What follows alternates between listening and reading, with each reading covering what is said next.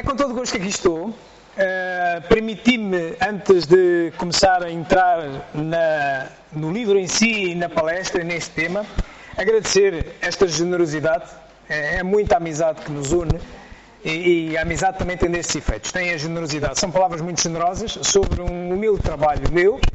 Ele disse praticamente tudo. De facto, a gênese desse livro baseia-se, e o capítulo 6, nós iremos falar dele, é quase totalmente a conferência que eu fiz no Congresso Espírita Mundial, em 2016, mas foi-me pedido que eu expandisse para um livro e eu expandi. Na altura era pensamento sistémico e espiritismo na defesa da vida, porque o tema do Congresso Mundial era a defesa da vida, com alguns valores morais, já veremos depois, e eu expandi-o para abranger o espiritismo. E claro que falar destas duas áreas da nossa ciência, temos o domínio de uma, o espiritismo, e o pensamento sistémico é uma das áreas de topo, das mais recentes, que há nas ciências da complexidade. Não vos assusteis, eu tentarei explicar devagarinho. E é por acaso, e não é por acaso, que eu começo exatamente no primeiro capítulo, sobre um capítulo introdutório, com uns bonecos, mostrando a necessidade de pensarmos sistemicamente. O que significa sistema? Sistema por definição, um conjunto de elementos que se relacionam uns com os outros para atingir um objetivo. O nosso corpo é um sistema, não é? Os olhos, a boca,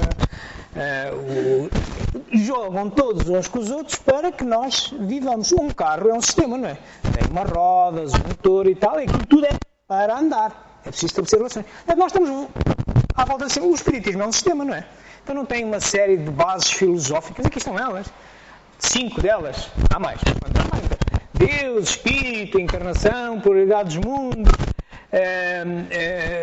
comunicabilidade dos espíritos, tudo isto para quê? Para permitir o progresso moral. E relacionam-se da mesma maneira? É isso que vos vou demonstrar que não. Muito simples é olhar para aqui, espera, estas todas que aqui estão, eu até ponho esta claramente, esta é mais importante, não é? Mas se calhar as outras depois não estão em igualdade de importância. É simples de perceber, por exemplo, se esta deve ser a porta de entrada disto, porque o espírito tem um atributo que é a inteligência. Nós só percebemos Deus pela inteligência. Então, sem espírito eu não consigo perceber nem a comunicabilidade dos espíritos, nem a reencarnação, nem a pluralidade dos mundos, certo? É só para vos mostrar que o nosso pensamento linear, como estamos habituados a juntar quantas mais coisas tivermos no sistema melhor, não é bem assim. Eu vou-vos mostrar isso. Neste primeiro capítulo, demonstrar-vos isso com exemplos simples. E no livro vocês vão apanhar alguns exemplos. Eu vou mostrar aqui dois, mas tem aqui vários em que vocês vão exercitar a vossa capacidade de pensarem sistemicamente. Tem uma série de bonequinhos, uma série de... para mostrar que o pensamento sistémico aplica-se a tudo da nossa vida. Ok? Tudo. A harmonia de que se fala também no espiritismo. O que é harmonia? É as boas relações entre os elementos para o progresso. Então, o espiritismo é também sistema. Muito bem. Depois disso, iremos evoluir um bocadinho mais e porque estamos no domínio da ciência, e o espiritismo também é uma ciência, o espiritismo trabalha com conhecimento, não trabalha com a verdade. Há uma diferença muito grande entre realidade e verdade. Só Deus, mesmo nas coisas mais pequeninas que vocês possam imaginar, mais pequenina, só Deus, o Criador, pode entender em todos os seus detalhes. Nós podemos nem ligar sequer à formiguinha, não nos interessa. Ou se formos ligar à formiguinha, se calhar temos-lhe uma fotografia com tantas patas, mas já não vamos às células. Estão a ver? Nós normalmente olhamos para uma realidade que não é apreensível para ninguém, só para Deus. Segundo visão, chamamos a isso verdade. E eu, nesta abordagem, chamarei à realidade, porque não consigo conceber melhor, vou chamar Deus. Tão indefinido quanto ele é. Porquê? Porque a gente olha para a volta e tudo é criação de Deus. Mas não estamos a ver tudo, porque a gente está só a olhar para esta sala, não estou a ver o que está noutra sala, não estou a ver o que está no sistema solar, etc. A obra de Deus é tão imensa e nós só percebemos a Deus pela sua obra, então não vamos confundir um pintor com um quadro, né? O pintor pinta muitos quadros. Estão a ver a limitação que nós estamos sujeitos todos, sem exceção. Então, nas ciências modernas, convenciona-se que a realidade é uma coisa inapreensível e que nós olhamos para a realidade segundo uma versão. Ela lhe chamamos verdade. Imaginai, se eu agora pusesse água neste copo e perguntasse o que é isto? E uma pessoa dizia assim, isto é um copo meio vazio.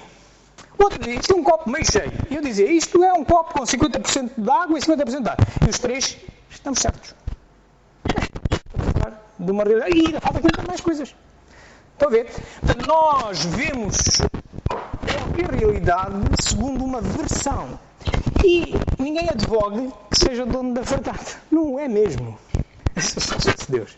Não é mesmo. O que nós temos que fazer é juntar a nossa verdade com as dos outros e sair com uma melhor. Dar-vos aí alguns exemplos.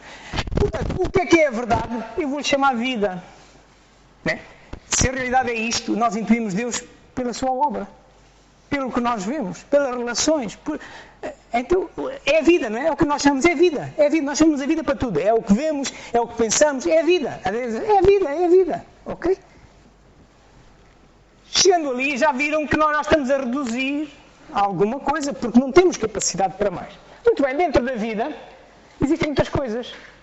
Então, mas também existe o Espiritismo, certo? O Espiritismo, o Sistema Nacional de Saúde, as escolas...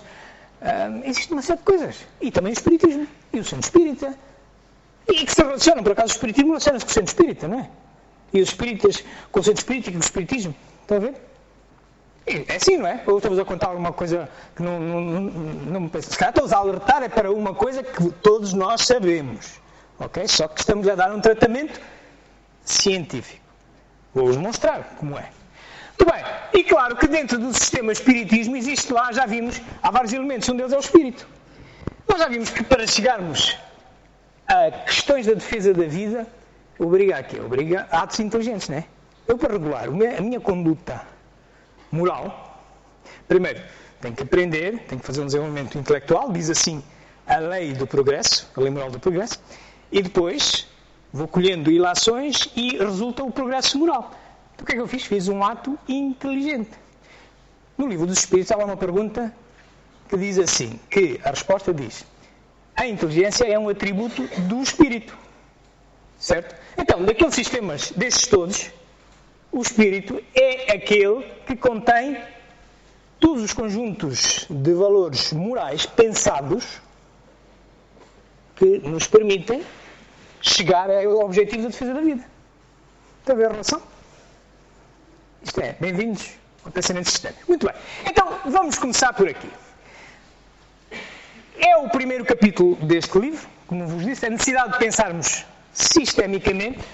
Este, por acaso, é o modelo do sistema espiritismo. Cá está. Olha o espírito, a importância dele. Deus, mas tudo vai passar por ali. Já vamos ver porquê. Como é que nós resolvemos os problemas da nossa vida? Três formas. Conhecimento, e quando a gente sabe, a gente estudou, a gente sabe, a gente resolve. E aquele problema cai dentro daquilo que nós estudamos, nós temos o conhecimento para resolver. Primeiro, quando o conhecimento falha, o que é que entra? A experiência. É o saber de experiência feito. Não é? Eu não estudei aquela área, mas de tantas vezes me ter sucedido aquilo e ver o meu avô e a minha mãe e tal, não sei o que mais, há um saber empírico, experiência. E quando falham estes dois, entra um que se chama intuição. E é engraçado, os problemas mais graves, sabem qual é que é resolvido? É pela intuição. Quando a gente já não sabe nada, é pela intuição. Quer dizer, os problemas mais graves são resolvidos pela intuição. E já vamos ver as características da intuição. Ok? Mas isso só não chega. A intuição baseia-se em modelos mentais, como já viremos. Mas isso só não chega para perceber melhor possível a realidade. Também há uma percepção dinâmica, isto é. Nós temos a tendência, e ensinam-nos muito na escola, a resolver puzzles, né? Puzzle. Um problema é, dividimos em peças e metemos... Mas como é que é a vida? A vida é como se eu tivesse que montar o puzzle, mas andando. Mudando e tal. Estão a ver? Há uma percepção dinâmica que normalmente a gente se esquece. Por isso mesmo, o pensamento dinâmico é necessário. Ok? As questões da verdade, da realidade e o sistema e, por fim, o modelo. Vamos para a intuição.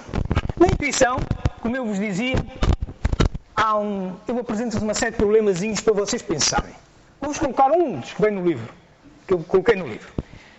Qual das duas situações é correta? O que temos aqui é um balde com água e resolvemos fazer furos aqui e ali. E agora pergunto eu, qual é que está correto? A água vai sair desta maneira ou desta? Vai sair como a da esquerda ou a da direita? Eu ouço várias coisas, não é? É natural. Para aqueles que estudam as pressões dos líquidos, percebem logo. Para aqueles que não o fazem, mas já viram sair água de um regador que está furado, também lá chegam. E para os que não nem uma coisa nem outra, estão a responder intuitivamente. Pois, é que está certo é a da direita. Mas agora eu tenho que dizer porquê. Porquê? Por causa da pressão da água. Reparai, a pressão é maior aqui, tem esta coluna toda de água. Então, se a pressão é maior aqui, joga com a água mais longe. E aqui menos. Mas a gente até parece, muita gente pensaria que seria esta. Nós temos modelos mentais. Quando entra a intuição, então, vamos muito por modelos mentais. Mas dou-vos outro exemplo, um bocadinho, talvez mais complexo. Talvez agora eu vá recorrer mais à intuição. Ok? Vamos a este exemplo. Imaginai que temos um jardim. E quereis instalar uma lâmpada de jardim. Uma lâmpada tem uma haste, depois tem uma campanula, não é? E está ali a lâmpada.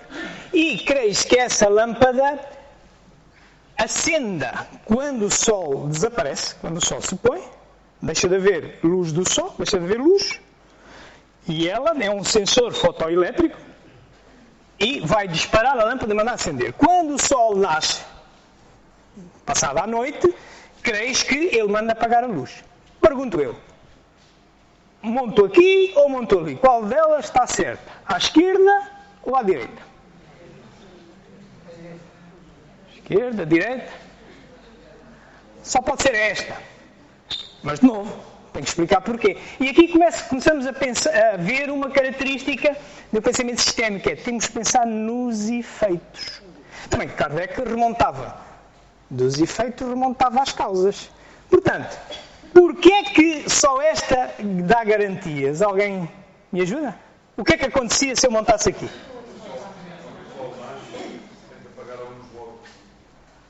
Não, é que se eu montasse aqui, a lâmpada fundia logo, de seguida. E porquê? Porque, reparem, o sol põe-se porreiro, mandava acender a lâmpada, mas depois levava com a luz da lâmpada, mandava apagar, mandava acender, mandava apagar e queimava. De acordo? Certo?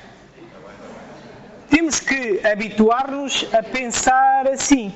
Não é jogar tudo ao molho e fé em Deus. Deus manda-nos pensar. Kardec convoca-nos a utilizar a razão. Certo? Isto chama-se modelos mentais. Por exemplo, como é que o neto vê o avô usar o telefone fixo? Que ele nunca já não conhecia aqueles telefones com coisa. Se calhar parece-lhe que é. O avô tem uma correntezinha, uma algema ao telemóvel, que é para não perder. Estão a ver? Porque nós funcionamos por modelos mentais. Particularmente quando nos falha o conhecimento e a experiência. Entra a intuição. E na intuição, Espírita, percebe bem o que eu estou a dizer de intuição. Não é só nossa. E é que vem por aí, hein? Ok? Pronto. Mas é só para verem os riscos da nossa forma, mas todos estamos limitados desta maneira. Ok? Muito bem. Então, por isso eu dizia-vos que a realidade é dinâmica, não é estática. Lá está. Nós estamos habituados, montamos o puzzle e tal, não sei o que mais. Porreiro. O problema que nós temos de resolver na vida é este. É andar e andar. aos problemas que nós enfrentamos aí com as finanças em Portugal, não é? Montes de políticos, uns dizem de uma maneira que vamos resolver, outros dizem que tem um modelo especial para resolver e tal, e aquilo vai mudando, vai alterando e nunca mais. Nós estamos sempre no granel. Estão a ver a perspectiva dinâmica da realidade? Não é uma coisa quadrada. Porque se fosse, bastava tirar um curso de economia ou de gestão, fazia as formulazinhas todas certas e dava o resultado. Não é. Começam a alterar-se as coisas todas. É como o nosso corpo. O nosso corpo hoje, nós podemos tratá-lo de uma determinada maneira. Com mais idade e mais uns problemas, já temos tratado, está sempre a evoluir. Temos que nos habituar também a pensar assim. Ora bem, então e como é que nós chamamos a isto? Nós chamamos a isto que a complexidade do detalhe é esta, das coisinhas pequeninas, estáticas, do puzzle montado, mas a realidade é outra, é da complexidade dinâmica. Uma e outra trazem-nos sensações diferentes. Por exemplo, a do detalhe só nos traz praticamente dificuldade. Imaginai, um exemplo do detalhe. Imagina que este computador agora bloqueia. Bloqueia, e eu conheço um bocadinho dos computadores e tal, e qualquer um de nós, nem que a gente fizesse reset, reinicia e a coisa ia funcionar. Causava-nos um desconforto, uma dificuldade momentânea, mas nós temos o conhecimento suficiente e a experiência suficiente para resolver o problema. Ok? Mas, o problema das finanças de Portugal. Como é que vai resolver assim? Vai dar o botão do reset e já fica bom? Não. Ok? Isso causa-nos a confusão. Ora bem, e é para lidar com a confusão que este ramo nasceu-nos década de 50 do século passado. Parece estar ligada às ciências da complexidade, mas eu estou a tentar desmistificar essa coisa. O palavrão é grande, existe, é real, todos sentem, às vezes não meditaram nele, mas é para vos dizer que a ciência está atento a isso. E o espiritismo como ciência não pode ignorar. Ok? Muito bem. Ora bem, se vocês querem expandir estas leituras, tem este livrinho que é muito interessante, a quinta disciplina, e tem aqui um também sobre sistemas vivos, ainda mais interessante é. Mostra como o sistema, há uma série de sistemas mais giros. Quando a gente lida com um computador, ele é sempre a mesma coisa, pode deteriorar toda. Mas quando a gente lida com um ser vivo, nomeadamente uma pessoa, a gente não consegue modelizar a pessoa. A pessoa hoje tem um comportamento. Perante a mesma situação, amanhã pode ter outro. O computador não. Estão a ver? E são sistemas vivos. Têm a capacidade de auto-organização. E essa capacidade de auto-organização é outro atributo também da inteligência. Se a inteligência é um atributo do espírito, a capacidade de auto-organização é um atributo da inteligência. Faz sentido? Ok. Encantado. Então sigamos. Então chegamos aqui. Temos que a realidade que é distinta da verdade, e a verdade é o sistema, é aquilo que nós conseguimos ver. Ok? Muito bem. Vou dar um exemplo e vou-vos demonstrar com um exemplo muito simples. Olha para este filme.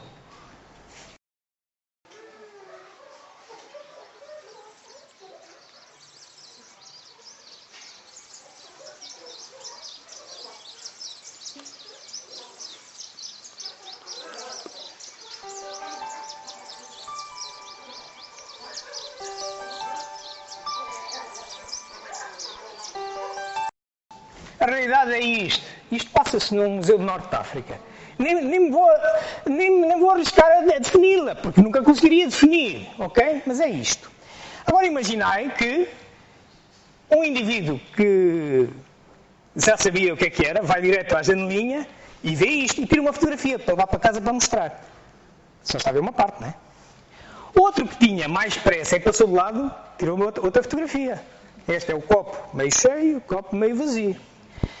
Bem, nós até vimos um filme, até podíamos tirar várias fotografias, mas mesmo assim, olha, isto é mais pobre, esta descrição desta verdade é mais pobre que o filme que nós vamos ver, mas o filme também não é completo. O filme foi tirado da parte da frente e da parte de trás. Há lá outras coisitas, não há? E quem é que conseguia fazer tudo? Talvez Deus. Ninguém. Nem os desencarnados, nem os encarnados. Não é igual. Nem os pecadores, nem os demónios, nem os não. É da natureza. Habituemos a pensar assim. Ok? Muito bem. Então, isto mesmo nos é dito no livro dos Espíritos. Conhecer esta realidade implicaria uma perfeição de conhecimentos e essa só Deus, ou a casa permite tudo, tem. E não é por acaso que em alguma literatura, e esta é de um quase isto não tem nada a ver. Este livro fala do protocolo. É um senhor que estava responsável na Casa Civil da Presidência da República pelos protocolos, as relações de Estado. E ele escreve um livro, passado uns anos, a dizer isto. A verdade é uma versão da realidade. É mesmo. É mesmo. Nós a respeito da mesma coisa, cada um tem as suas opiniões. Cada um tem a sua fotografia. Como é que progredimos? É juntarmos as fotografias. Não é eu impor a minha ou outro. Não. Estão a ver? Porque é mesmo assim. O que querem? Não, ninguém é dono da verdade aqui. Muito bem. Então, nós temos esta dificuldade. Mas, o que é que eram aquelas fotografias que nós fizemos? Portanto, já viram, a realidade é indescritível. Nós tínhamos a melhor descrição dela, era aquele filme, mas a gente já sabe que só estava da parte da frente, não falava da parte de trás, falta muita coisa. Mas era a melhor descrição. Mas os outros fizeram umas fotografias que ainda reduziram mais, não é? E se a gente reduz, a gente erra, não é? Então, quer dizer, eu tinha ali uma realidade, imaginemos que era um iceberg. Mas nós e o iceberg, a melhor descrição que a gente teria seria o filme, mesmo assim incompleto. Porque essa é uma verdade, nós não conseguimos lá chegar à realidade. Mas, imaginemos que eu gosto de mergulhar, e então interessava-me investigar a parte de baixo do iceberg. Então o que é que me interessava? Anotar as correntes, as temperaturas e tal, se o gelo derrete, não derrete e tal, os peixinhos que lá andam e tal. Mas, ali outro amigo, ali o António, por exemplo, que gosta dos animaizinhos e das fotografias e tal, ele ficava aqui por cima e ia ver onde é que as tocas dos pinguins, o que é aquele sistema que havia ali e tal, sei lá. E quando os dois formos estudar a coisa, ele está a falar de pinguins e eu estou a falar de correntes. Nós estamos a falar da mesma coisa, não é? Cada um tirou a sua fotografia. Isto é, reduziu. Já reduziu, não é? Já reduziu. Está no sistema. Mas depois quando vai estudar aquilo, e eu posso estudar aquilo matematicamente, pelas correntes, etc., e ele pode estudar pelas cores da luz, ou as famílias que se podem organizar dentro dos pinguins e tal, ainda criamos um modelo. Ainda reduzimos mais. Há um senhor que diz uma coisa muito assim: todos os modelos estão errados, alguns são úteis. É Eduardo Deming. Quando a gente ouve falar em modelos, aí nas finanças, os nossos políticos, o modelo. Se for útil, ótimo. Mas todos estão errados. Porquê? Porque não representam, já são uma redução do sistema e, por sua vez, o sistema já é uma redução da realidade. Então todos estão errados. Alguns podem ser, quando a gente começa a falar, eu tenho um modelo especial para resolver isso. Calma, mas esse é útil. É tudo o que a gente pode almejar. Como os modelos que eu vou falar hoje aqui. Vou falar de modelo descritivo. É uma verdade, mas é uma redução. Eu até só vou pegar em 5 de 19 que estão na Wikipédia, por exemplo. Estão a ver? Não, mas é assim. E quê? E venha outro fazer melhor. Venha, junta outra opinião. Estão a ver? Muito bem. Então cá temos esta dicotomia de sistema e de modelo. Não é? Portanto, aqui temos o modelo, seria uma fotografia, aqui uma coisa mais abrangente, e aqui aquilo que a gente não sabe. A melhor descrição, neste caso, seria depois. Muito bem. Sistema. Agora vamos olhar para o sistema e vamos ver porque é que é importante nós olharmos para um sistema com os olhos diferentes, com os olhos das interações. Em qualquer sistema, são mais importantes as relações que se conseguem estabelecer entre as partes do que a qualidade de cada parte. Exemplo. Imaginarem que eu agora ia comprar o motor de um Ferrari, a cabine de um Lamborghini, uns pneus Bridgestone daquele Fórmula 1, juntava aquilo tudo e não andava. Não andava, porque há que estabelecer as relações entre estas peças de grande qualidade. Não tem essas peças, mas pego ali num carrito velhote, um Fiat 600, uma coisa, e ele com peças muito humildes ele anda. Estão a ver? O mesmo é dizer, vamos olhar para o futebol. Juntem lá Cristiano Ronaldo, Messi, tal, numa equipa especial de corrida, mas cada um não está habituado a trabalhar uns com os outros, estabelecer relações com os outros. Provavelmente vão perder com uma equipa da terceira divisão, que estão habituados a treinar todos os dias. Sabem onde é que vão colocar a bola, porque já sabem o que é que aquilo vai fazer, e os outros não. No entanto, tinham os elementos de maior qualidade. Isto é assim, em todos os detalhes da vida. Podiam não estar alertados para isto. Ora bem, vamos ver aqui um exemplo. Parece simples. Se eu vos pedisse para descrever o sistema de enchimento de um copo d'água, bem, claro, tem a pessoa, tem a torneira e tem o copo. Estará completo. É que se só descreverem assim vai dar uma inundação. Porquê? Reparem, faltam aqui as relações. Na verdade, o que é que acontece? Eu vou manejando, abrindo a torneira, vai aumentando o fluxo e vai subindo aqui o nível de água. E eu sei até onde eu quero chegar. Vou medindo este desnível, vou visualizando, e à medida que ele vai se aproximando do nível que eu quero, eu fecho a torneira. É uma coisa diferente. Está a ver? É uma coisa diferente, a gente não se apercebe. A gente normalmente não se apercebe, mas quando os sistemas ficam complexos, é melhor que a gente se aperceba. Porque senão, então com a complexidade dinâmica a coisa fica mesmo complicada. Muito bem, então significa que há aqui uma espécie de um controlador, não é? Há aqui um controlador, um escape. Já dizia o nosso amigo Aristóteles, num sistema o todo é sempre maior que a soma das partes. Isto é, são mais importantes as relações entre elas do que a natureza das partes. Como já vimos o exemplo do futebol, o exemplo do carro, ou aqui. Então, eu para descrever isto, na realidade, será mais uma coisa deste género. Usando agora umas setinhas que mostram os fluxos. Então é assim, quanto mais eu abrir a posição da torneira, esta setinha azul com mais significa que o fluxo de água é maior. Quanto mais fluxo de água, o nível de água vai subir. Mas quanto maior for o nível da água, menor é o desnível e ele vai diminuir. Por isso tem esta coisa vermelha, é um controlador. Esse sistema vai acabar por entrar em equilíbrio, não é? Quando eu vir que chegou ao nível que eu quero, entra em equilíbrio. Na natureza, a maior parte dos sistemas são assim. Entra em equilíbrio. Porquê? Porque tem um travão, tem um decisor. Estão a ver? Qualquer sistema para entrar em equilíbrio precisa disto. De outra forma, seria um motor sistémico. A gente já vai ver exemplos e relacionados com o espiritismo. Muito bem. Isto daria um comportamento deste género que eu vos estou a descrever, chama-se um ciclo de realimentação negativo. E ao longo do tempo dá isto é, vai o desnível e o nível vão ficando cada vez mais pequenos e chega a um momento que estabiliza. Isto vai subindo, leva e depois chega ao nível para. Entra em equilíbrio o sistema. Se não tivesse esse travão, há uma inundação ao longo do tempo. Bom, portanto, é um motor, realmente é um motor. Uma vai aumentando a outra, uma vai aumentando, é como dois indivíduos à escalada, um ao outro. Se não houver um terceiro, um controlador no meio, eles vão se matar. Um pega uma hóstia, o outro com uma hóstia ainda maior. E se não houver um que venha fazer isto, vão se matar. No entanto, é um pulso de força. Pode dar para um lado ou pode dar para o outro. É um motor sistémico. Muito bem. Vocês poderão ver isto, nomeadamente em estes livros sobre a dinâmica de sistemas, que é a área do pensamento sistémico que eu vou utilizar aqui. Isto, mais ou menos, é um breve resumo da necessidade de pensar sistemicamente. Tanto aplicam à vossa vida, como ao espiritismo, como às finanças, como aos animais. É igual, é igual. Estamos a falar de sistemas. Estamos a falar de elementos que se relacionam entre si para atingir uma finalidade. Muito bem, então vamos para a realidade. A que eu chamei Deus. Nem vou tentar descrever. Por vocês, assistam este filme, que eu não consigo melhor. A história da ideia de Deus mostra-nos que ela sempre foi relativa ao grau de intelectualidade dos povos e de seus legisladores.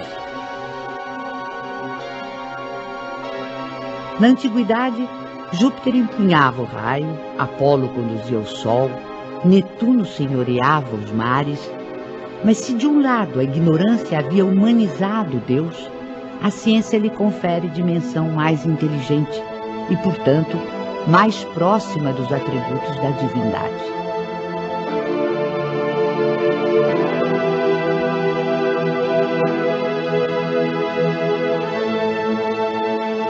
Racionalmente não é possível admitir um efeito sem causa.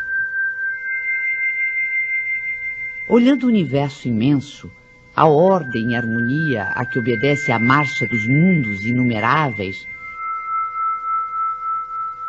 olhando ainda os seres da natureza, o reino vegetal e os minerais, com suas admiráveis variedades,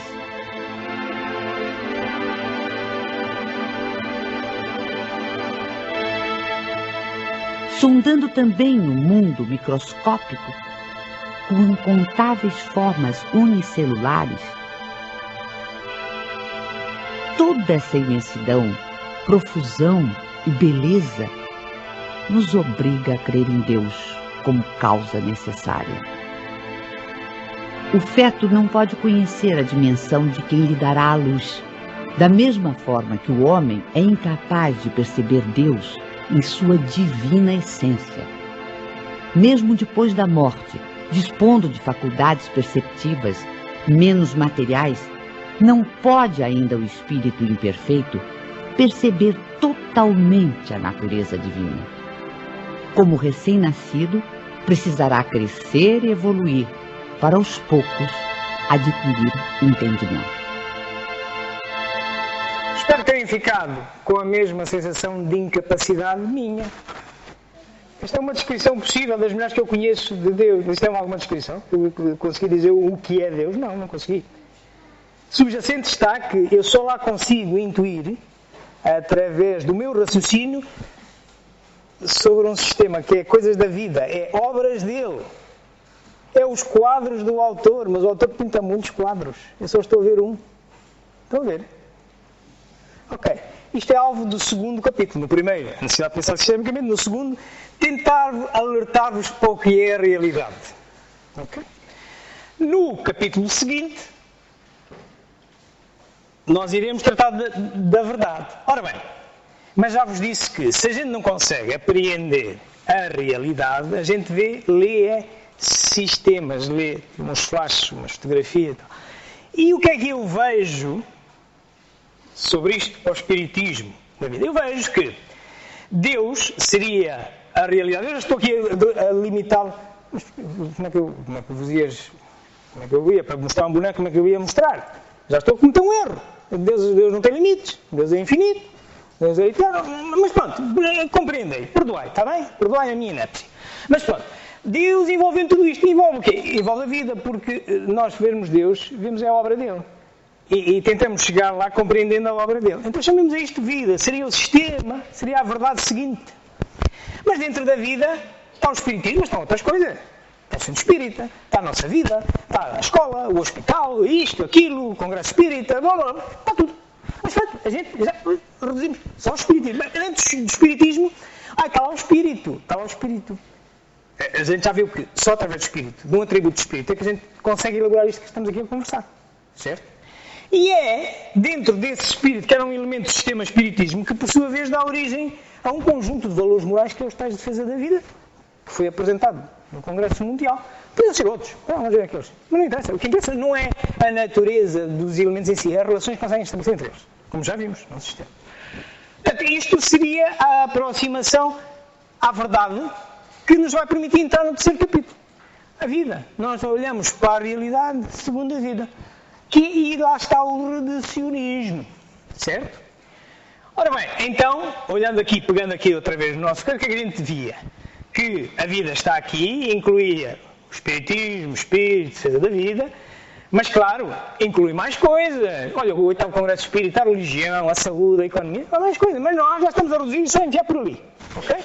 Muito bem. E dentro do espiritismo também existem mais coisas que além do espírito. Também existe a comunicabilidade dos espíritos, a reencarnação, a referência de Deus, que vem lá de cima e tal, mas estás ali para dentro, a probabilidade dos mundos. Mas a gente depois já só vai ao espírito. Porquê? Porque só nos interessa, para estudar depois a defesa da vida, só nos interessa o atributo da inteligência, que é quem produz os valores morais, cuja relação entre si nos permitem nós progredirmos moralmente. Ok? Então, chegando aqui, a gente concentra-se na defesa da vida, mas atenção, à origem da vida, à evolução, à natureza. Estão a ver o reducionismo a funcionar? O erro a aumentar? Com normalidade e humildade. Estou a errar.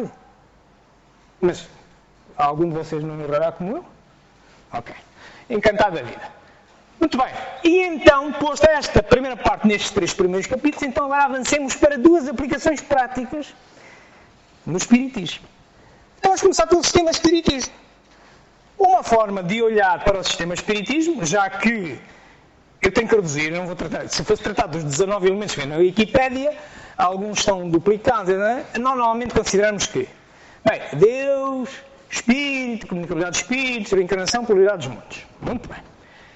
Ora bem, nós com a ajuda do pensamento sistémico, nós podemos fazer, já se aperceberam, é tentar perceber que as relações, viram a história do copo d'água? Aquilo não é só o olho, a torneira e o copo, não. Falta ali as relações. Nós, quando queremos perceber como funciona um sistema, temos que ir ver o que é que está a passar, as relações que se estabelecem, quem condiciona, quem aumenta o reforço das coisas, ok? E a forma como a ciência hoje encontra isso, nomeadamente a dinâmica de sistemas, sugere que nós devemos começar por definir o problema. Qual é o problema que a gente tem? Depois, definir as influências de primeira ordem, e eu vou seguir isto passo a passo. Definir as influências de segunda ordem, de terceira ordem, não vale a pena ir muito mais longe da terceira ordem, porque é um bocadinho complexo.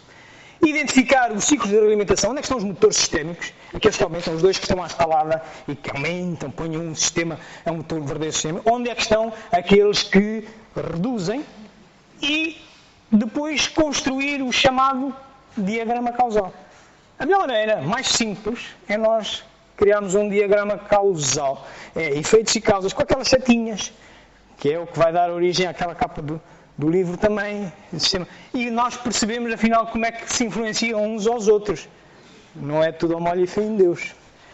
Ora bem, em alguns sistemas, nós temos de ir mais longe e entrar aqui na parte do diagrama de fluxo, quantificar. Na parte da defesa da vida, eu vou-vos levar a uma equação da defesa da vida. Estranho, não é? Mas eu vou-vos levar, e vocês vão comigo. Está bem? Ok. Muito bem. Então, posto isto, temos que identificar o problema, as influências, as relações, o ciclo de alimentação e obter um ciclo causal. Olhamos para o problema. Bem, olhando para aqui, nós temos os elementos de sistema. São estes, já estamos a eliminar uma série deles. Isto já é o nosso sistema reduzido. É a fotografia que a gente tirou lá da carreta do indivíduo que estava do carteiro, né? Já só temos uma fotografia. Bem, são estas, não interessa. Ora bem, então, e isto para que é que serve? Nos sistemas os elementos relacionam-se entre si para obter uma finalidade. Qual é a finalidade para que a gente estuda o espiritismo? Para progredir moralmente, certo? Certo? Estamos todos aqui para isso, não é? Não é para progredir monetariamente. Não está aqui ninguém a pensar que vai ser mais rico. Não pode ser mais rico em termos de progresso moral. Ora bem, então esta é a finalidade. Então, nós podemos mais ou menos definir o problema desta maneira. Pode o progresso moral ser melhorado por via do investimento na melhoria da previsibilidade ao longo do seu ciclo causal, resultando na análise sistémica dos vários conceitos, ou pelo contrário, isto é um fenómeno imprevisível. Isto é tudo à molha e a gente não sabe o que é que vai dar. A gente estuda o espírito, a comunicabilidade do espírito, a reencarnação, e depois não sabemos como é que vamos ligar aquilo tudo, mas estudamos, lemos. Para quê? Né? Ok. Encantado. Está definido o problema. Vocês têm aqui um livro muito interessante sobre modelização, de António Caselhos. Então, a primeira coisa que nos diziam é assim: finalidade e depois influências de primeira ordem. Dentro daqueles 5, este é de certeza de primeira ordem, não? Estamos todos de acordo. Quer dizer, só pela percepção de Deus, das suas perfeições, do que Ele é que só podemos chegar pela razão. Não conseguimos levar a um laboratório, não conseguimos medir. Então vamos medir-o com o quê? Comparar com que se Ele é único. Estão a ver? Portanto, então, mas esta é a primeira ordem. Muito bem. Há um programa de computadores muito fácil de resolver, faz estes sistemas todos, chama-se Vencinhas, que aqui está. É procurarem depois e verem, está na bibliografia. Segunda ordem estão os outros. Se esta é a primeira ordem, estes, o espírito, a reencarnação, a pluralidade, estarão em segunda ordem. Mas falta agora saber as relações entre eles. Até agora identificamos só os elementos. E já vimos que há um, né? E depois há os outros. Encantado. E agora vamos ver as relações entre eles. Então, vamos definir as relações. Bem, de certeza que a maior conhecimento de Deus corresponderá a um maior progresso moral. Por isso a setazinha azul com maisinho. Certo? É o fluxo. Abre mais a torneira. Maior conhecimento, maior progresso moral. Muito bem. Então, e agora, qual é que vem a seguir? Para mim tem que ser por aqui. Porque isto é um ato inteligente. Eu estar-vos a elaborar estes raciocínios é um ato inteligente. Então, se a inteligência é um atributo de espírito, então este é que nos vai levar ali. Estão de acordo? Não há outra forma. Não é de certeza nem aquele, nem aquele, nem aquele. Já se tinham pensado nisso, aí nos cursos básicos e tal. Convém começar a pensar assim, que é para otimizarem o vosso pensamento. Então, há maior conhecimento que o espírito tenha, melhor conhecimento tem de Deus. Então, se melhor conhecimento tem de Deus, mais progredido. Estamos de acordo? Então, e a seguinte, qual será? Bem, reparai, se existe espírito, eu estou a comunicar convosco. Sou espírito, não sou? Estou a comunicar convosco. Então, só existindo espírito, eu quero comunicabilidade de espíritos. Certo? Não, existe espírito, há maior conhecimento por parte do espírito, dos vários idiomas que o outro espírito fala, estando encarnado, não estando encarnado. Então, melhor comunicabilidade de espíritos. De acordo? Muito bem. E a seguir? Bem, parece-me que a maior comunicabilidade dos espíritos há de também corresponder um maior desenvolvimento intelectual e moral do espírito. E estão a ver já aqui, no tal ciclozinho sistémico, uma coisa, pescadinha de rabo na boca. Ok? E agora? Mas agora, espera aí, é através da comunicabilidade dos espíritos que a gente soube que existia a reencarnação, não foi? Tem que um espírito qualquer que se lembra de ter vivido pelo menos 2 vezes, vir dizer à gente que viveu 2 vezes. De acordo? Ok. Então, a maior comunicabilidade dos espíritos corresponderá mais evidências de reencarnação. E a maior evidências de reencarnação, necessariamente, vai resultar num conhecimento maior do espírito. Vai se transformar, inclusivamente, se calhar até poderemos um dia conseguir intuir umas leis de reencarnação. Hoje já intuímos, mas que é uma evidência e é. Então, e os outros? Bem, é que é através da comunicabilidade dos espíritos que nós nos damos conta que existem outros mundos, não é? São espíritos, por exemplo, no livro dos espíritos, na revista espírita, aqueles espíritos que viviam em Júpiter e que se comunicaram. Ok. Ou através da transcomunicação instrumental, etc. Então é através da comunicabilidade dos espíritos que a gente chega à pluralidade dos mundos. Não é? E quanto mais evidências nós tivermos de espíritos que estão noutras dimensões, não são as nossas, melhoramos a nossa comunicabilidade dos espíritos. Isto é diferente do que enumerar as 5 e deixar estar. Certo? Não é? É. Claro, mas tudo isso já temos que ver uma coisa, que é, tem a ver com montar o puzzle em andamento. É que nem tudo é imediato. Normalmente, entre uma ação e um efeito dessa ação, leva-se um tempo. E quando se mete um processo de aprendizagem, mais tempo leva. E costumamos representar isto nestes sistemas, na dinâmica de sistemas, por uns tracinhos. E às vezes o que é que dá? Se a gente não é paciente, se não estamos a admitir que vai haver um tempo, e temos que dar um tempo, a gente diz, dá tempo, nós continuamos a insistir na ação e dá um exagero. Ou então não temos paciência e abandonamos. Ok? Chamam-se isso arquétipos de sistemas, há muitos. Eu só trago este porque é o mais simples de se perceber. Então, se a gente aplicar aqui, vemos claramente, olha, tudo aquilo que exige um processo de aprendizagem vai levar tempo. Vai levar tempo que o Espírito conheça Deus. Uma eternidade. Quantas eternidades? Não é? Vai levar tempo que se aumentem as evidências de reencarnação. É preciso aguardar que outros espíritos vão reencarnando. É preciso dar-lhes tempo, pelo menos, e que nos venham contar isso. Já foi preciso dar, e se calhar é preciso, para validar, é preciso aguardar que outros passem por essa experiência e tenham a disponibilidade de nos virem contar. Claro, podemos ir para as marcas de nascença, os meninos prodígio, etc. Temos outras evidências. Mas, estão a ver, há aqui uma demora. Como também há uma demora aqui, não é? É fácil. Vai levar tempo. Então não vai. Andamos aí, a astronomia, a astrofísica a tentar descobrir outros, e nós ainda temos depois os espíritos a dizer que vivem no outro lado. A gente vai um bocadinho agora já pela física quântica e já se apercebe que há várias dimensões só no nosso universo. Há já 11 e depois há universos paralelos. Vai demorar tempo. Estão ali umas demoras. Ora bem, lembram-se desta história? O que é que num sistema é um motor onde a gente pode, e nesses motores a gente pode atuar e dar mais força, e noutros, para entrar em equilíbrio, temos que... Bem, muito bem. E o que é que no nosso sistema, o que é que há? Esta é o lado do copo d'água, aquele, que representa ali o copo d'água. Este aqui são motores. Aqui temos, já tínhamos visto, um, não era? Este, estão a ver? Circula. Outro. E outro. Certo? Temos ali 3 motores sistémicos. Se eu quiser acelerar no conhecimento de cada um de nós, eu posso incidir em cada um destes motores sistémicos. Limpando isto, fica assim. E é isto que dá origem a esta capa. Ok? E este é o modelo do Espiritismo para mim. É a minha verdade. Outras poderá haver. Ok? É preciso nós justificarmos a nossa. Ora bem, passando do capítulo 4 ao 5, eu tinha-vos dito que para chegar aqui temos que ir pelo Espírito. Um daqueles elementos do sistema Espiritismo. Não é? Porquê? Por causa do atributo da inteligência. Não é? E como nós vamos chegar à defesa da vida, à elaboração de valores morais de conduta, é um ato inteligente, então temos que ir pelo Espírito. No 5º capítulo, nós vamos olhar para aquele elemento e agora vamos ver que está lá um sistema montado. Parecia um elemento assim, visto cá de longe, mas a gente quando mergulha vê que está lá um sistema. Tem também umas componentezinhas. E tem no mínimo estas. Podia ter mais. A origem do espírito, a evolução, a natureza. Aliás, o espiritismo é a ciência que estuda a origem, a natureza e o destino dos espíritos. Não é? Lá está. E tem a defesa da vida, que é um conjunto de valores morais resultados da nossa inteligência. Esta é só para fazer a ponte. Poderão ler com mais tranquilidade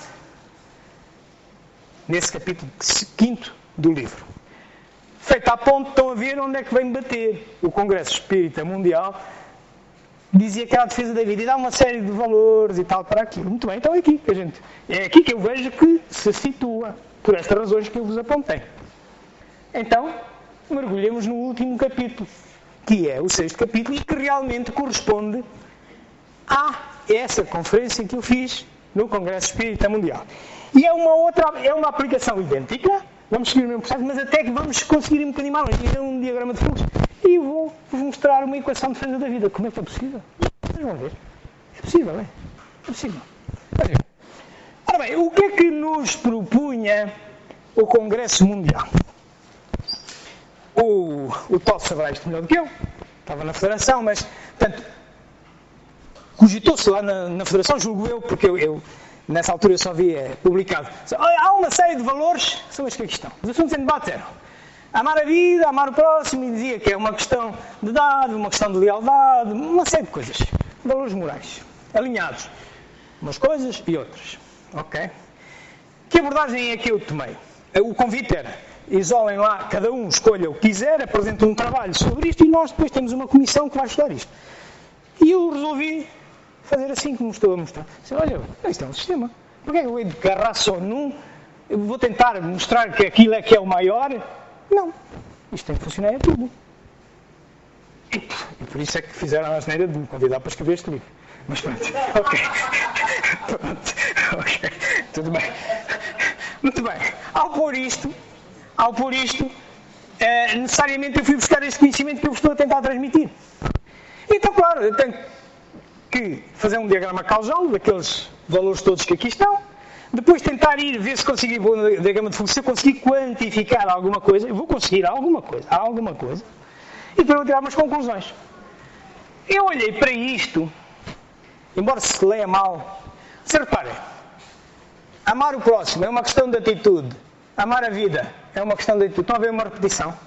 Quando a gente faz, enumera um sistema por listinha de compra de supermercado, dá às vezes nisto. Ok? E quando a gente analisa sistemicamente, tem que ver as coisas de outra maneira. Então, perante isto, e tentando construir diagramas ciclos causais, cá está o problema, as influências, as relações, os ciclos de realimentação, e depois há influências relevantes. Muito bem. Então, o problema que se nos punha era este. Eu olhei para isto como um sistema. Mas, claro, disse assim, bem, será que a vida pode ser defendida investindo sistemicamente nisto, analisando as interações entre cada um? Ou, afinal, isto é indefensável porque é imprevisível? É tudo ao modo de defender, não sei qual deles é mais importante, não sei como é que faço, eu vou estudar tudo, escrever um tratado sobre a sublimação, um tratado sobre a aprendizagem. Não. Ok, fui buscar a tesoura, a primeira coisa. Tesoura. Só quero um. Se é um sistema, não preciso dobrar 2 vezes. Depois pus-me a pensar, mas faltavam aqui outras coisas, olha, faltava ali, há de faltar, amar a vida também é a coragem, a resignação e, muito importante, também uma questão de estudo. Como é que a gente aprende sem a gente estudar? Bem, mas podia ter ido buscar outros elementos. Mas não quis complicar mais, mas propus a estudar assim. Ok? Então, cá estamos nas influências de primeira ordem. Olhei para aquilo, disseram que era defender a vida, é amar a vida e amar o próximo. Cá está, primeira ordem. Amar o próximo, amar a vida. E o objetivo é a defesa da vida, não é? E qual deles é que é primeiro? O que é que vos parece? Eu ajudo. Eu já o ajudo.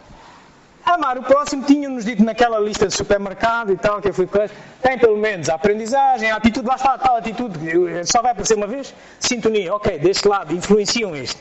Daquele lado, e isto vocês podem ir em literatura complementar espírita, se forem à Vida Feliz, veem muitas coisas sobre aprendizagem e atitude, veio aqui nos livros, nomeadamente nos domínios da mediunidade, de André Luís, veio muita coisa sobre a sintonia.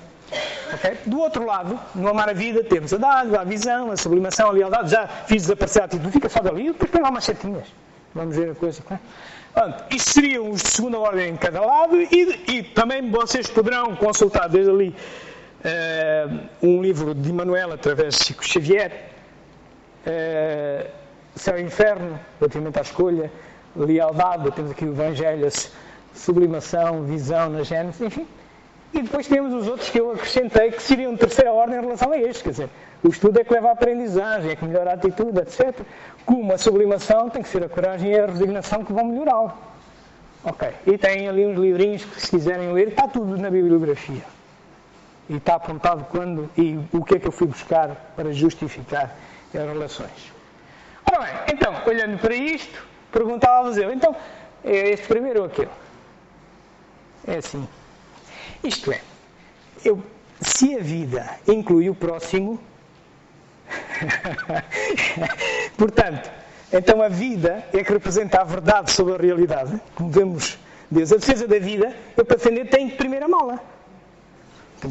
Então, o portão de entrada para a defesa da vida é amar a vida. Mas para amar a vida, eu amarei a vida, o próximo, como pertence à vida, é um subconjunto da vida, então é por ali. Quer dizer, eu defendo a vida amando-a. Mas para amar a vida, implica que eu primeiro amo o próximo, senão como é que eu amo a vida? Estão a ver? Começamos a desenhar as relações. E claro, isto tem o seu tempo, não é? Entre amar a vida e defender a vida, quantas tolices a gente faz? Até aprender que fez tolice. Leva-se a tempo, a demora. Estão a ver? Ok. Olhando agora aqui para este lado, dizemos assim, bem, qual é a relação entre isto tudo?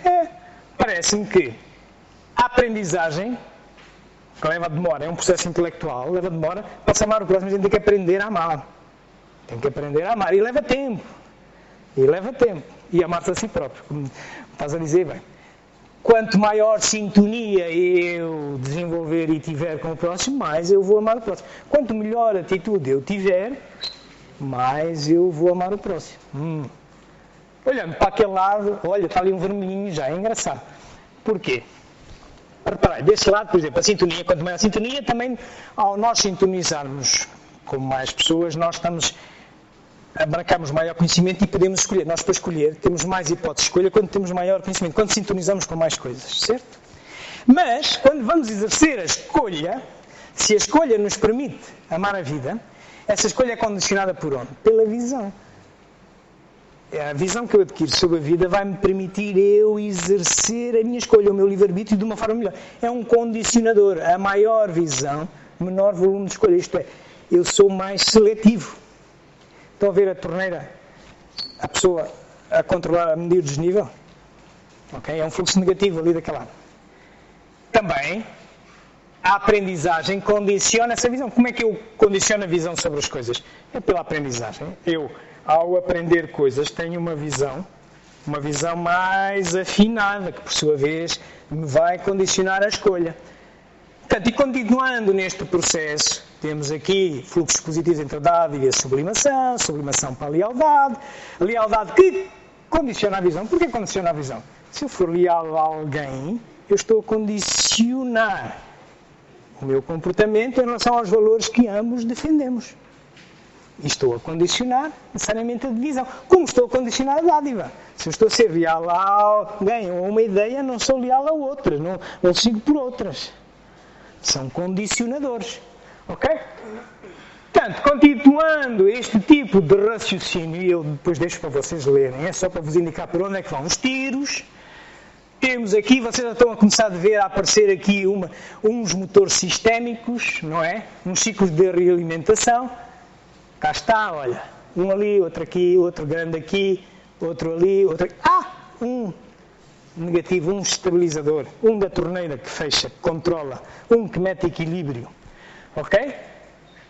Claro, mas disto tudo parece-nos que há aqui umas coisas tão irrelevantes, porque isto está englobado, estas aqui não interessam, estas não interessam. Isto ficando mais limpinho fica assim. Está tudo explicado. Ok? Não vou, é só para perceber, é só perceber uma ideia. Mas, muito bem.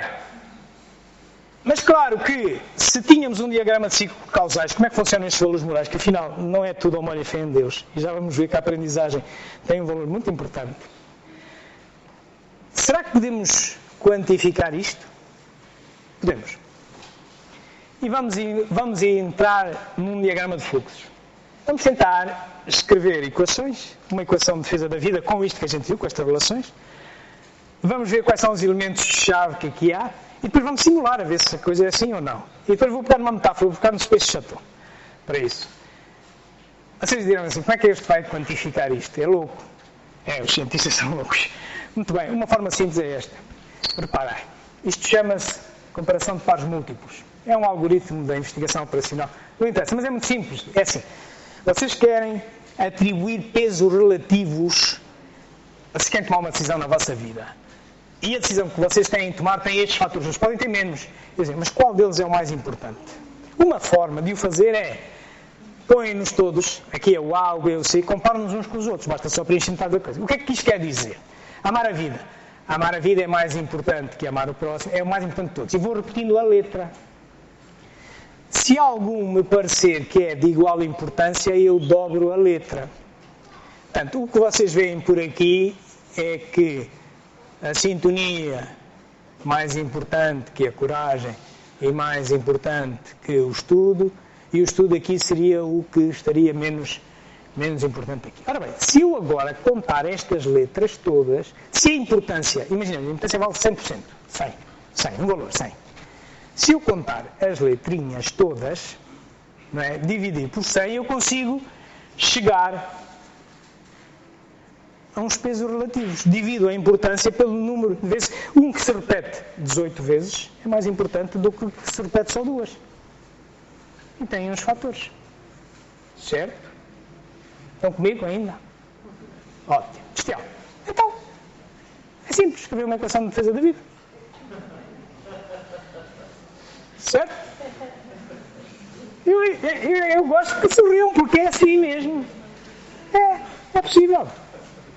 É possível. Hoje a ciência ajuda-nos a quantificar aquilo que nos parecia apenas qualitativo. Claro, não anda em tudo, hein? Mas esta é uma forma simples. O Tó está-se a rir porque o Tó trabalha nestas áreas. Tal como eu, ele é militar e quando nós fazemos operações militares, mas operações militares, uma decisão qualquer que a gente tem que tomar na nossa vida, nós também elevamos fatores significativos e comparamos uns com os outros a ver qual é que é o mais importante. E depois criamos soluções e sujeitamos às modalidades, são as ditas modalidades de ação, e a melhor sai. E vocês dizem assim, está bem, até agora foi exercício matemático, isto é quase aritmética, mas pronto. Matemática. E para que é que me serve isto? Querem ver uma utilização e uma utilidade? Atendimento fraterno. Se é verdade que defender a vida significa atender estes fatores todos, mas com estes graus de importância, se eu agora venho uma pessoa pela primeira vez procurar-me um centro espírita para o atendimento fraterno, e eu quantifico de 1, 2 ou 3 em como é que ele está de amar a vida, de escolha, de visão e tal, e preencho ali, e dá um valorzinho, não é? Na primeira conversa. Recomendo que ele venha atender às palestras, faça o curso, vá frequentando e tal. Passado uns meses, volto outra vez ao atendimento fraterno. Eu torno a fazer as minhas continhas e verifico, primeira coisa, se subiu o valor ou desceu. E aonde, em qual dos valores houve flutuações, e posso aconselhá-lo com objetividade. Dizer, olha, você tem um problema de coragem. Ou você tem um problema de estudo. E dizer-lhe porquê. É diferente do que eu estar a dar-lhe assim umas balelas, assim, tal e qual, você lê o livro e tal, blá. Está a ver para que é que serve? Um serviço. Bom, claro que num sistema existem, é como num futebol, existem aqueles que distribuem jogo e outros que condicionam. Chamam-se isso os fatores-chave, aqueles onde saem muitas setas, estes distribuem jogo. Aqueles onde convergem são limitativos, todos têm que passar por ali. Claro, aqui também existem. Olha, estes são todos limitativos e estes são distribuidores de jogo. Ok, mas isto tudo poder-se-á perceber se eu agora vos meter uma metáfora. Estes aranhices todos, e vamos imaginar, vocês lembram-se do Space Shuttle? Space Shuttle, que já não voa agora e tal, mas o Space Shuttle, metido numa metáforazinha da vida, é engraçado, porque olha, esta parte aqui, quando ele mete aqueles foguetes todos para sair da atmosfera e entrar em órbita, tem que levar estes foguetes todos, tem que levar um corpo. Comparado connosco, leva um corpo, espírito e corpo. O espírito é ali o Space Shuttle. E aquela coisada toda, o combustível para ir para a atmosfera, a zona mais densa, isto é a vida encarnada. Quando se libertava daqueles motores auxiliares, daquela coisada toda, não se libertava das suas qualidades nem das suas obrigações para defender a vida e continuar a progredir, mas ficava autónomo, andava na erraticidade. Depois, quando vinha a aterrar, vinha reencarnado. Serve-vos? Ok. Então, vocês, isto tem sustentação na doutrina espírita. Se vocês repararem no resumo da lei dos fenómenos espíritas, abril de 1864, Revista Espírita, ou o que é o Espiritismo, é uma coisa muito importante. Há uma diferença entre espírito e alma.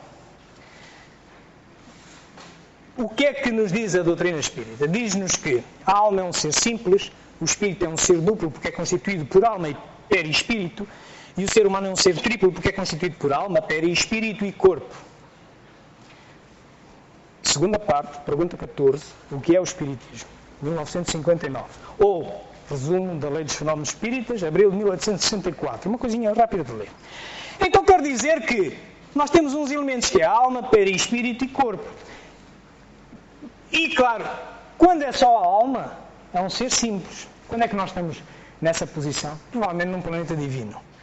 Nós para que é que precisamos do perispírito? O perispírito é como se fosse uma luva, não é? Para nós nos ligarmos a um corpo. É como se fosse este cabo, que está aqui o espírito e leva os efeitos para o projetor. Mas espera aí, é uma espécie de um casaco. Porquê é que eu hei de andar de casaco no verão, se eu não preciso do casaco? Diz-nos o Espiritismo que há vários mundos, não é? E que as encarnações um dia param.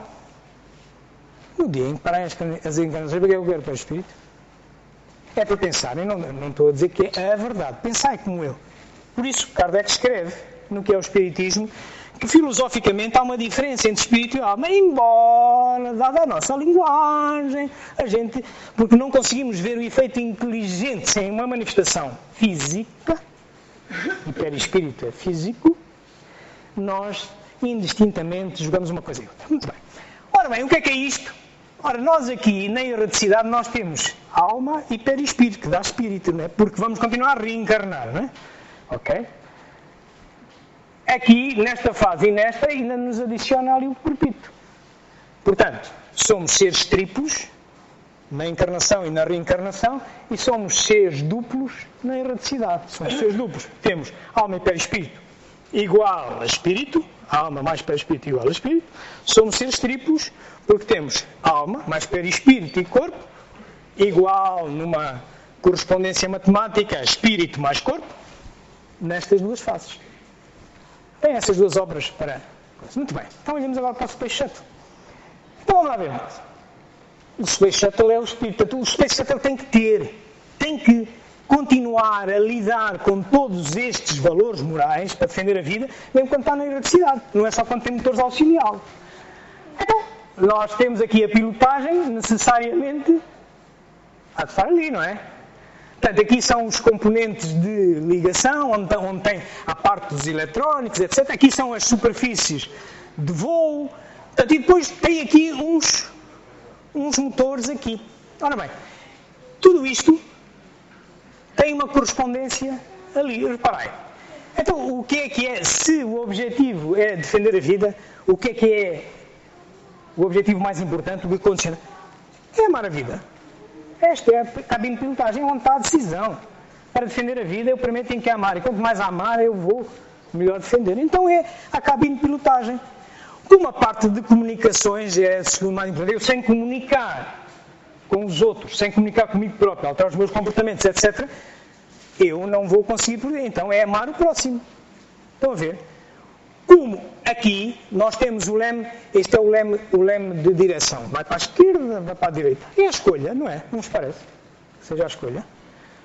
Como este aqui, temos ali a lealdade. Ora, giro para ali, para este lado, alinho-me com estes, ou alinho-me com aquele, do rolamento. Como temos o de profundidade. Subo, maior visão, vejo mais. Deixo, menor visão. Soa-vos? Ok. E depois temos o motor. O que é o motor? É a aprendizagem.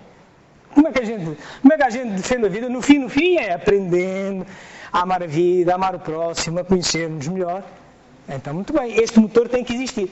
Os outros motores na fase de lançamento para a encarnação são necessariamente estes motores sistémicos. O da atitude, temos aqui o da sintonia, aqueles motores auxiliares, temos aqui o da sublimação, temos ali o estudo, temos ali este motor sistémico da coragem, da resignação. Portanto, são todos motores auxiliares que são necessários para a gente levantar voo. Portanto, na encarnação a gente vai assim. Quando a gente chega à erraticidade, libertamos de uma série de coisas, mas tudo aquilo converge para onde? Para o motor. A coragem, a sublimação, aqueles motores auxiliares é tudo para auxiliar o motor principal, não era? Então, converge tudo para ali. Na aprendizagem, através da aprendizagem. E quando vimos a reencarnar, vamos apanhar o corpo e vamos outra vez voltar à mesma coisa. Ok? Isto é uma metáfora para nós vermos. Bem, conclusões disto. Novos conhecimentos. Por que eu fiz este exercício todo? Só para vos lembrar que vocês podem pensar de outra maneira.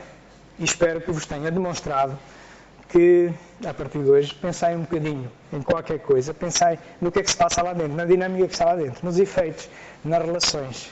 Aprendei a olhar para isso, em todos os aspectos da vida. Aprendei a ver isto é fácil de fazer, umas setinhas. Ok? Ver o que é importante, o que é limitativo. Também para que é que serve? Olha, serve para isto. Esta equação de fazer a vida serve para aquilo que eu vos disse. Podeis fazer esse exercício para vocês próprios. Ok? Claro que, no meio disto tudo, e quando nós estamos a viver, estamos a ter a tal dita percepção dinâmica que nos traz a confusão. Lembras aquela história que eu vos contei? Os políticos todos andam a dizer nas finanças e tal, não sei o que mais, como é que se resolve, ninguém acerta, não coincide e tal. É a confusão, é a montagem do raio do puzzle sempre a andar, e depois com as pessoas que não é possível representar a sua mobilização, porque elas hoje dizem uma coisa, amanhã dizem outra. É assim a vida. E isto faz-nos lembrar a situação do caos. O caos,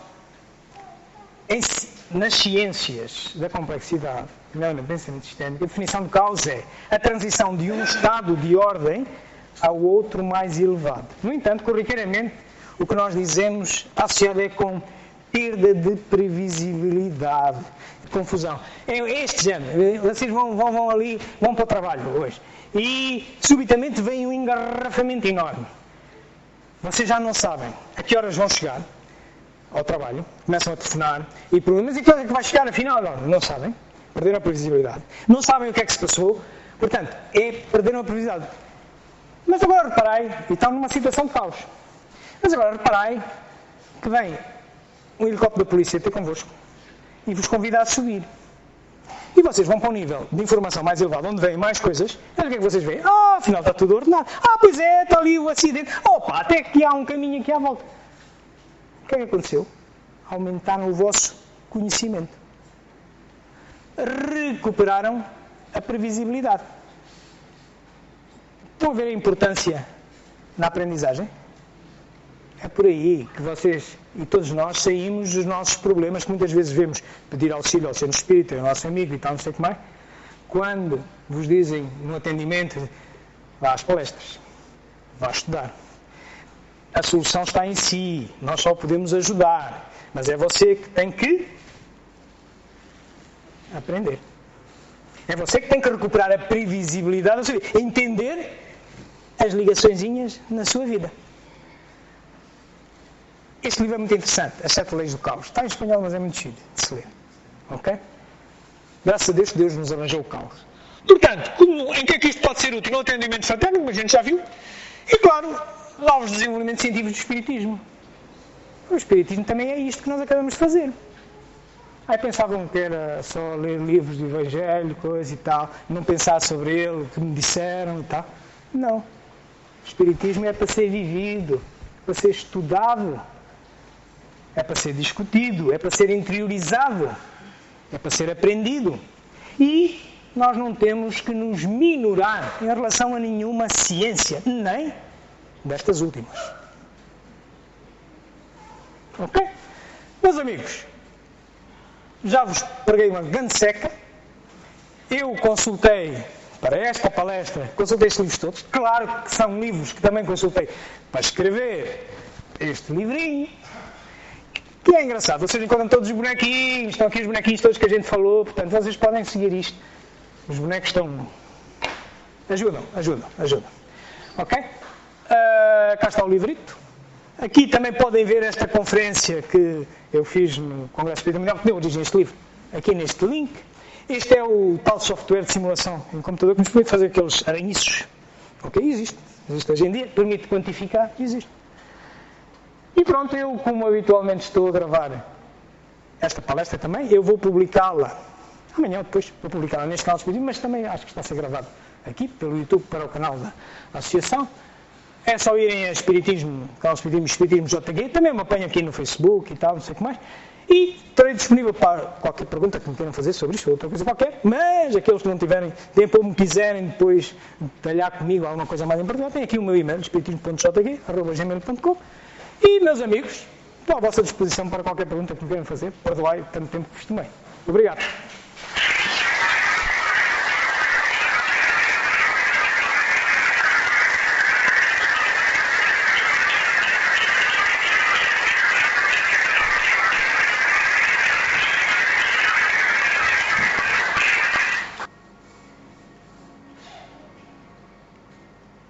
Vamos ao som desta música tranquila. Mais uma. Olá, meu querido. Ajuda-me. Podes ajudar-me? Sim. Fica aqui comigo. Sabes quem é Deus? Muito bem. Vamos pensar nele? Vais pensar connosco. E então, todos unidos, e também com este menino, Santiago. Vamos, junto com o Santiago e com todos nós, sistemicamente, unir-nos e pensar em Deus. Santiago, vamos pensar em Deus, está bem? E vamos louvá-lo por esta realidade que nos continua a escapar. Eu tenho no vão. Também pertence a essa realidade. No vão é uma tempestade de areia. Muito bem. Também é Deus quem cria essa verdade, essa tempestade de areia, ou a tempestade de sentimentos, ou a tempestade de dúvidas, em que depois entra a intuição e às vezes faz uns estragos engraçados. Mas hoje, pelo menos, saímos daqui com uma ferramenta para melhor endereçarmos e podermos dominar. Louvemos, pois, a Deus por esta realidade imensa que nos permite todos os dias progredir um pouco mais através da nossa razão e através da nossa inteligência. O mesmo é dizer através da filosofia e através da ciência ou do espiritismo também.